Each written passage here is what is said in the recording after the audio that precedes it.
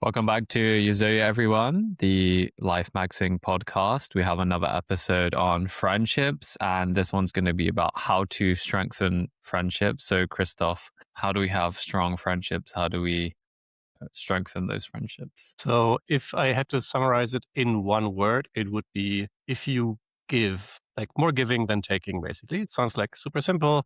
Probably have heard it before, but as with all the things that we cover here, it's not super revolutionary stuff, but just a reminder of the best practices. And yeah, the best practice for strengthening your relationships is to give time, to give attention, to support and help out without expecting like immediately to like get lots of things back, right? Like this isn't a trade. You care about the other person and you want to help them. You want to give your time and attention to them. And the good thing is that scientifically, this has been both linked to strengthening your social ties, but also been shown to be contagious. So like if one person in a group starts doing this, then other people also like start to give more, and kind of eventually you have this like super self-reinforcing cycle of love where everybody just starts giving more to the others, and it strengthens relationships and makes everybody just happier. Amazing. So, like selfless giving, would that include like gifts, or is it more about time?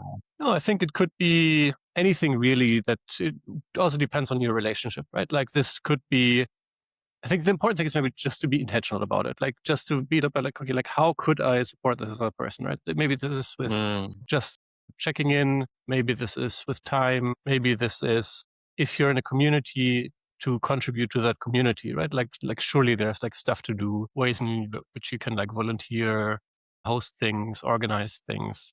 It's just, I think like living with this mindset of like, where can I give something here, instead of like this like very like Western individualistic mindset of like, how can I get something? Where can I consume here? Right? Like trying to get into this different mindset is, I think, the most important thing. And for that, it helps to, maybe journal about it, maybe just talk with others about it. It's like, hey, like I really value our friendship. Like, how can I support you? What can I do to make this even more amazing?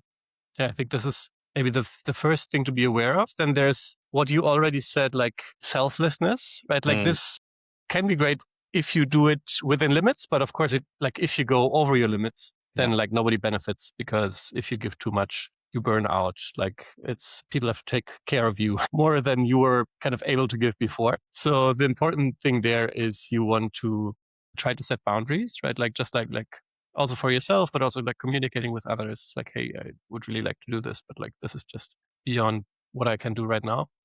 This is, in every group, maybe not in every group, but if in a sufficiently big group, you will mostly have this kind of giving behavior and this self-reinforcing giving behavior.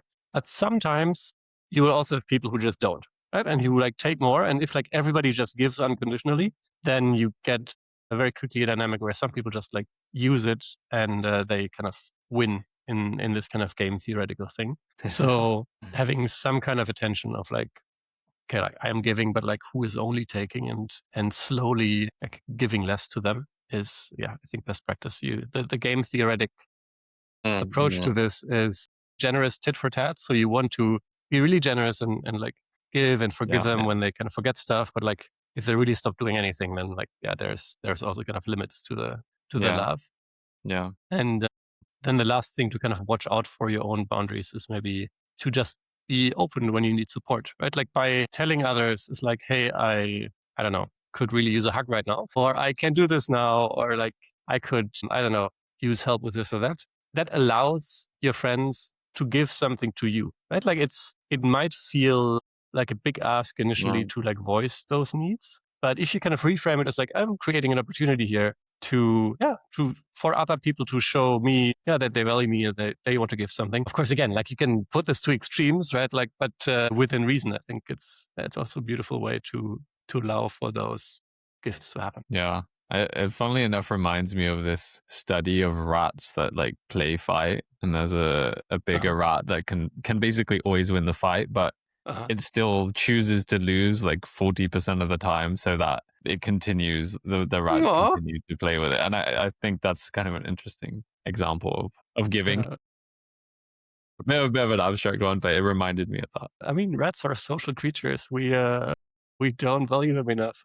Did you? I never had like one friend who had ferrets as like little pets, but I was always terrified of them because they would kind of run up the back of your leg and just bite you. So they were nice to him, but not so social and nice to us, unfortunately. Yeah, I've had rats are good pets, but they get a lot of cancer very easily, so they don't live that long, which is a bit brutal. But that's too bad. Well, anyway, to kind of close this off, so we talked about just having this mindset of giving intentionally, of like seeing like where you can contribute, where you can give something to kind of create the self-reinforcing loop, right? We talked about doing that within boundaries and like also raising needs that you might have to give others the opportunity to give. And then like within the context of relationships, one beautiful way to also give is to repair friendships that maybe kind of went south, right? Like often what's happening is like either there was a fight or you just slowly start talking less to each other. And like somehow there's this dynamic where like reaching out feels like vulnerable, or like you shouldn't because the other person like definitely should, or like I'm sure you've kind of been in those conversations. And yeah, just being vulnerable and kind of giving the, I don't know I'm missing the English word here, but like allowing the other person kind of to be right, or like you to step up and starting the conversation again, or to say you're sorry, is I think also like a beautiful way to give there, right? Like just reach out, sit down and like really listen. Like we had this active listening before, like really listen to how they've been, what's been going on, why maybe this friendship drifted apart, offer an apology for the thing that maybe you did wrong, right? Like, of course, like don't make it up, but like surely, like often there's like two sides to this argument, and surely you weren't perfect, right? Just like admit to the things that didn't go so well on your side. And yeah, I think if you follow those few steps, then it's usually easy to repair relationships, and just see it as a gift to the other person, versus like a fight that you have to win or they have to win or whoever is right. Yeah, I think reconnecting with old friends is actually one of the best things. I reconnected with an old friend last year from school, and it was actually one of the highlights, I think, of the year. How did that happen? How did you guys reconnect? Well, interestingly, he reached out to me on LinkedIn of all places, and then I just said, "Oh, like let's hang out and catch up and stuff." So you remember why you drifted apart? To be honest, it wasn't a fight. I think we just after school, I went to uni, he got a job. So we were just in different places. I mean, I think this goes back to like being in the same place. I think it's in one of our early episodes. So it was more just like a drifting apart. It wasn't a big fight or anything. Right. That's super cool. Well, I'm happy that you guys found each other again. All right. Well, that's it for this week, I think. Yeah. Go out there, spread some love, give some time and attention, and start some self-reinforcing cycles. Amazing. Thanks for listening, everyone. And do we have a topic for next week? I think, as always, we have one, but I forgot it. I'll get better at remembering those topics in these podcasts. Good. Okay. We will see you next week. It's probably going to be more friendship, I imagine. It will for sure be more friendship. See you next week. There you go. Thanks for listening, everyone. See you next week.